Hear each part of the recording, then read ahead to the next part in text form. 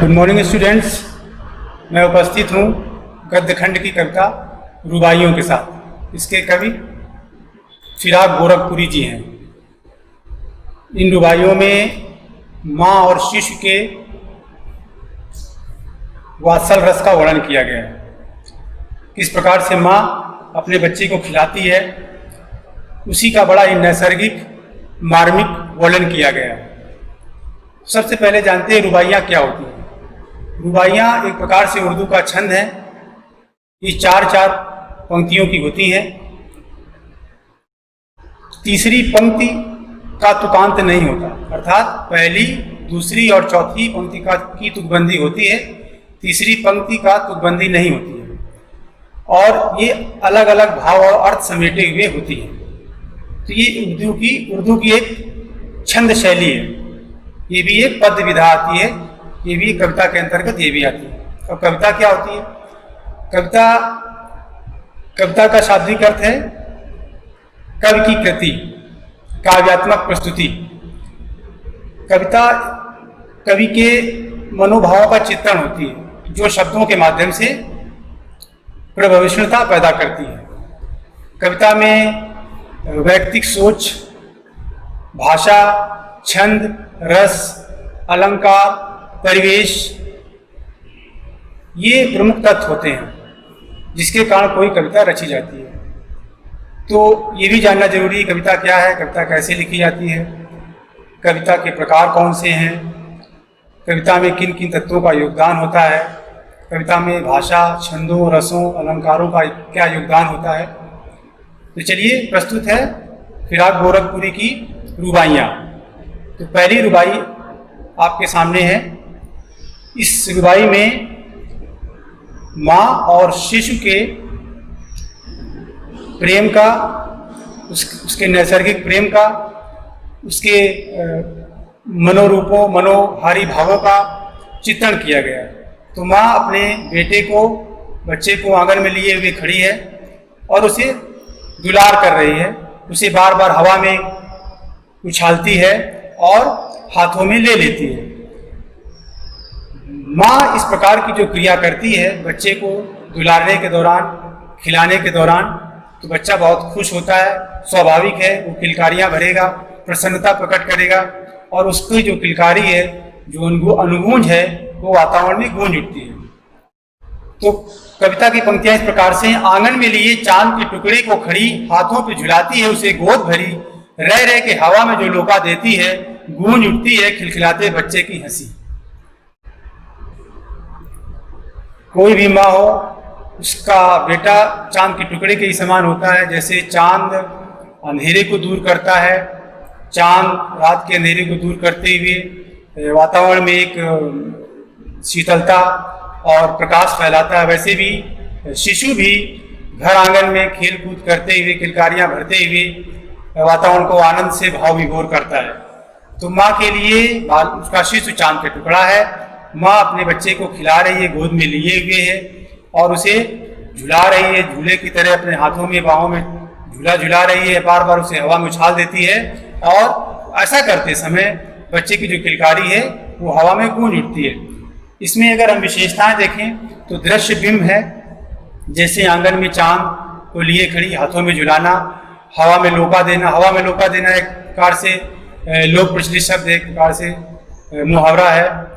और गूंज उठती है खिलखिलाते बच्चे की हंसी, ये एक प्रकार से श्रव्य बिंब है, क्योंकि इसमें आवाज सुनाई पड़ती है। तो बिंब होते हैं, बिंब कई 5 प्रकार के होते हैं। दृश्य बिंब, जिसमें दृश्य का आभास हो; श्रव्य बिंब, जिसमें इस प्रकार से वर्णन हो, कानों से सुनाई पड़े; दृश्य बिंब, श्रव्य बिंब, आस्वाद्य बिंब, स्पर्श बिंब और घ्रातव्य बिंब, जिसमें सूंघने ऐसा वर्णन हो, जिसमें जैसे फूलों की महक का वर्णन होगा तो वहां पे घ्रातव्य बिंब होगा।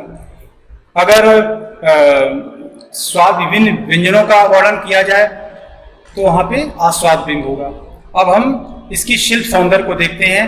तो एक प्रकार से इसमें रह के पुनरुक्ति प्रकाश अलंकार, दृश्य बिंब है, श्रव्य बिंब है, लोक भाषा के प्रचलित शब्द हैं और उर्दू और हिंदी मिश्रित शब्दावली का प्रयोग किया गया है। अगले गद्यांश में दूसरे रुबाई में भी बालक के नहलाने का चित्रण किया गया है माँ के द्वारा। तो शायर कहता है, नहला के छलके छलके निर्मल जल से उलझे हुए गीसुओं में कंघी करके किस प्यार से देखता है बच्चा मुंह को, तो घुटनियों में लेके पहनाती है कपड़े। माँ जब बच्चे को नहलाती है तो बड़े प्यार, जो भी वो क्रियाएं करती है अपने बेटे के लिए, शिशु के लिए बड़े ही प्यार से करती है, उसको आनंद मिलता है इसलिए वो करती है। उसको नहलाती है, साफ शीतल स्वच्छ जल से वो पानी को, जल को छलका छलका के उसके शरीर पर उसको नहलाती है।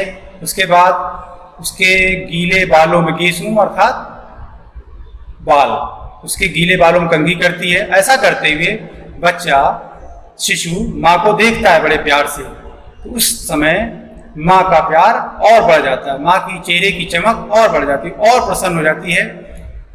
जब कंघी करती है माँ, जब माँ शिशु को अपने घुटनों में पकड़ करके उसको कपड़े पहनाती है, तो छलके छलके यहाँ पे अगर शिल्प सौंदर्य देखें तो छलके छलके पुनरुक्ति प्रकाश अलंकार है, दृश्य बिंब है, नहला के छलके छलके उलझे हुए गीसुओं में दृश्य बिंब है।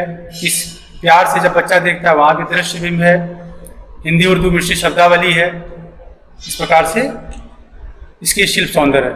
तीसरा अंश है, शायर कहता है इसमें दिवाली के समय का वर्णन किया गया है कि किस प्रकार से दिवाली के समय वातावरण साफ सुथरा स्वच्छ होता है।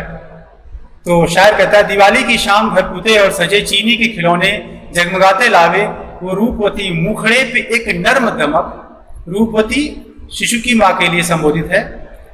मुखड़ा मुखड़ा नर्म दमक। माँ जब दिवाली, कवि कहता है कि दिवाली के समय चारों तरफ साफ सुथरा वातावरण है, घर पुते हुए हैं, सजे हुए हैं, और माँ अपने शिशु के लिए खिलौनों का संसार सजाती है। उन खिलौने के संसार में वो चीनी मिट्टी के खिलौने हैं जो रंग बिरंगे हैं, और उन खिलौनों के बीच वो माँ एक दिया जलाती है, और बच्चे के घरौंदे में भी वो दिया जलती। घरौंदा मिट्टी या रेत के बच्चे खेल खेल में बनाते हैं, तो माँ बच्चे को प्रसन्न करने के लिए ऐसा करती है, उसको खुश देखना चाहती है।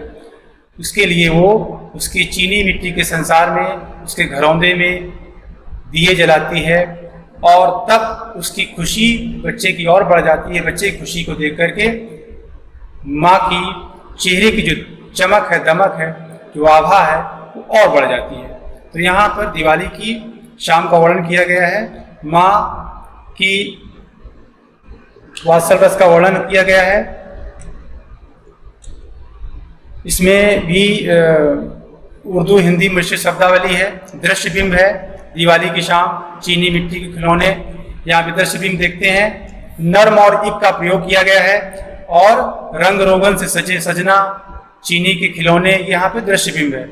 इस प्रकार से अगले क्रम में हम कुछ प्रश्न हैं जिनको हम हल करेंगे। इसी के साथ धन्यवाद।